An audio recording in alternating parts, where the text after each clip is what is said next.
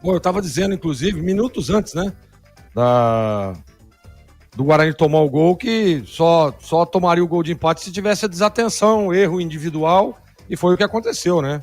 Desatenção total. Não pode você, com 50 minutos de jogo, ganhando o jogo, jogando em casa, na estreia do campeonato, tomar o gol que o Guarani tomou. Totalmente. Falta de desatenção na bola do primeiro pau, falta de desatenção na hora que o atacante dá uma casquinha para trás. Cadê a marcação? Cadê o posicionamento? Eu tô cobrando posicionamento desde o começo do jogo. O Guarani tava muito disperso, primeiro tempo horroroso, não jogou. Ah, mas o Gleg, mas o Primavera fez um bom jogo. Concordo, mas o Guarani não fez um bom jogo. Aliás, o Guarani dava espaço para o Primavera. As linhas espaçadas, a todo momento a gente falando, tanto eu quanto o Tigrão, sobre a questão dos volantes, os volantes muito mal, né? Não tinha uma transição rápida, tava errando demais, né? Principalmente naquela bola de saída, que você precisa dar dinâmica para o jogo. Então, assim, é o castigo, né? O Guarani poderia ter vencido o jogo, esconderia a má atuação? Acredito que não.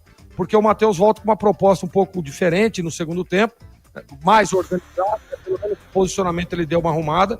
Agora, não dá, né? O treinador ele precisa ser um pouco mais agressivo. Você vê que o Guarani, quando faz o gol, né? E aí a gente percebe que o Primavera dá uma sentida, né? Na hora que toma o gol. O que fez o Guarani? Veio para trás. E eu tenho falado isso desde lá do ano passado, quando o Guarani, a todo momento, acontecia isso. O Guarani saía na frente, fazia o gol, vinha para trás, e eu tô falando isso nas mãos do Matheus. E hoje aconteceu a mesma coisa.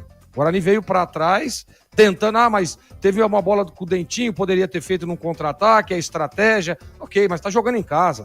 É o momento de você se aproveitar da instabilidade emocional do time adversário para tentar fazer o segundo. E o Guarani não fez isso. Veio para trás, ficou esperando. Eu dizia ainda, olha, agora tem que segurar. Chuva, né? O time do Primavera é um bom time, um time organizado, tá fazendo um bom jogo. E aí você dá o descuido e acaba tomando o gol de empate. Mas o Matheus, ele precisa realmente...